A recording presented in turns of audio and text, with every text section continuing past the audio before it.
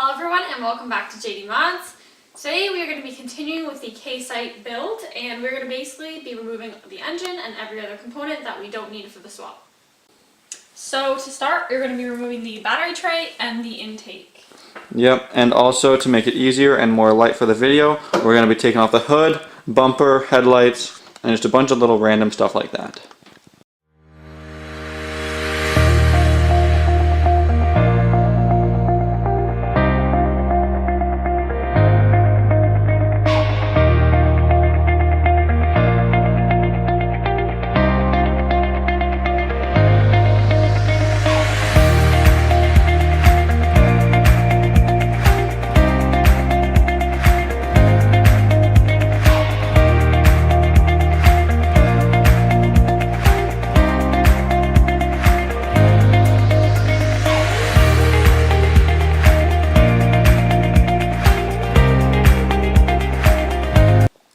Not a bad start to the inside.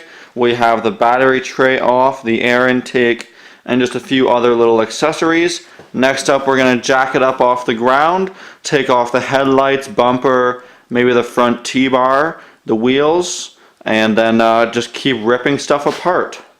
So it's been a little while, and here's the current condition of the inside. It is jacked up. We took off the bumper and both the headlights, which you can see on top of the roof there. And just a quick update, so I don't know how much we've mentioned this already, but this car was in a front end collision.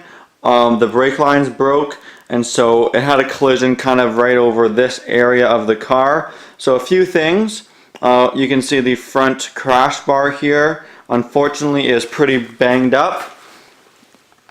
That is supposed to be a perfect square, and you can kind of tell, if I can focus here, that it is most definitely not a perfect square. So that's definitely broken. There's a few other rad support pieces that are broken, and the front T-bar I have to rebend a little bit, but that's fixable, and that rad support is not. But if anyone has a first-gen Insight parting out or knows of one at a junkyard, please comment down below, because we're going to need a few little pieces that are really hard to find. Anyway, I'm going to keep working, maybe get the rad out, some of the AC stuff, and keep taking stuff off. There is the front of the Insight completely disassembled. So as promised, I removed pretty much everything straight back. I've been putting everything into this little pile over here, which is also cool because a lot of that is not even going back on. So we're doing a lot of weight savings on an already really light car. So getting back to the damage, if you guys remembered earlier, we had a small front end collision, so it bent the little lower rad support, as well as this little crash bar piece right there, but not a big deal. We're going to go ahead and get that all fixed up. So I'm going to continue working away on the engine, and our next step is probably going to be suspension. So I'm going to go ahead and take off the hubs, the axles, and all that fun stuff. I'm going to go ahead and quickly give one tip for anyone doing a motor removal on a front wheel drive car. You have to remove the axles, which means you have to remove this big nut right here. Now I have snapped numerous half-drive breaker bars getting this nut off, and it wouldn't even come off sometimes, even with a really long breaker bar, such as this one here, even with a jack handle on the end. So my tip to you guys is to invest in a 3/4 drive. I can't explain how magical it is, but it gets it first try every time. All of your force goes into the nut rather than bending the handle itself. So I'm going to go ahead and rip off the axle nuts, take off the axles. We don't need these hubs for our K-swap, so I'm pretty much going to go ahead and take off the entire suspension.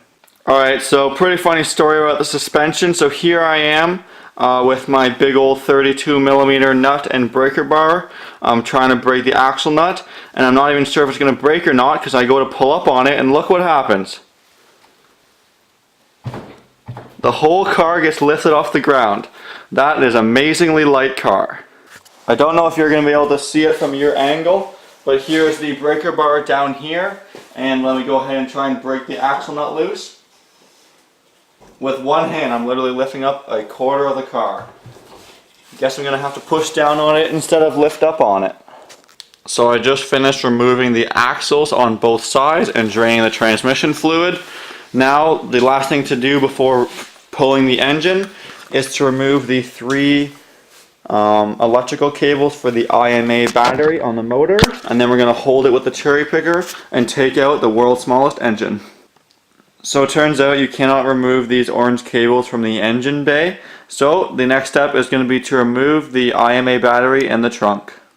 So before you remove the IMA battery, it is underneath this big metal piece in the trunk.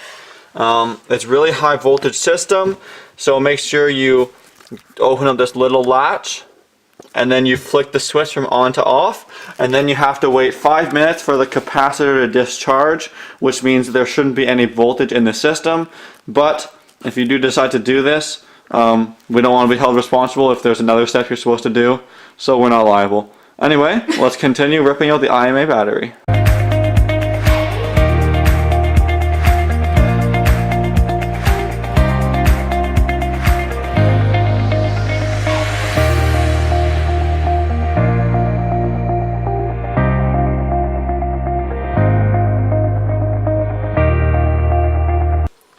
So Kyle is going to be using a voltage reader to test whether or not the battery has properly discharged. So it should be reading 3 or less. If it's still reading more than that, then the battery has not properly discharged, which would be bad. Alright, so I'm pretty sure you just measure across the red and black right here. I'm getting 0.01, which makes sense because we already put this to the off mode, which depletes the capacitor. So I'll check one more time, and yep, we're getting pretty much 0.01 volts, and I'm assuming pretty much no amps. Yep, pretty much no amps. So we're good to continue disassembling the battery. So this is what the inside looks like under the steel cover in the trunk. This is all the IMA battery equipment. So we're pretty much going to go ahead and take all of this out. So there's the IMA battery completely removed on the ground. There's the 2 pieces and just a bunch of air ducting that came with it. Those metal pieces form the trunk area, so I'm going to kind of put those back on in a few minutes. But this is the trunk of the Insight without the IMA battery. I think it's pretty cool. Clearly that's going to be a lot of weight reduction. And in the future, if we wanted to make a custom carpet, that really opens up a lot of space for trunk storage. For now, we're going to revert it back to stock, except of course it's going to be empty in here. I kept all the wiring intact in case the next owner wants to revert it back to electric or whatever. It might help retain the value of the vehicle. And lastly, you can see the 3 orange cords sticking up out of that grommet over there. And those cords we're now going to run back under the bottom of the car, loop them around the engine so the engine can be removed.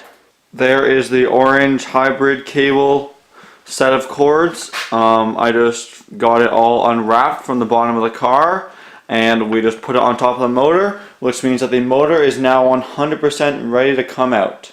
I don't have the manual for this car for removing the motor, so what I've done is just connected my engine hoist, one of the straps, to the transmission mount on the driver's side. Then on the other side of the car, I've just got the chain going to the other mount. So hopefully that balances it really well. So now what I've done is just put a little bit of tension in the cables and the chains. So now I'm going to remove all the engine mounts and pick this motor out.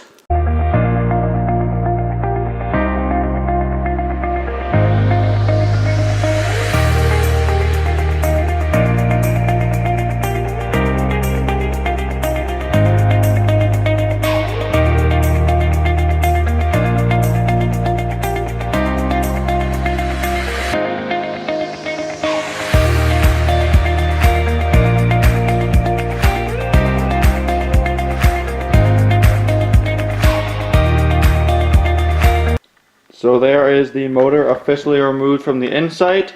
So now we have the Insight shell with no more motor or IMA battery. As you can see, the engine bay is still a big mess, but stay tuned and subscribe because that will be the next video in the K-Sight series where we delete all the unnecessary crap out of the engine bay and give it a nice paint job.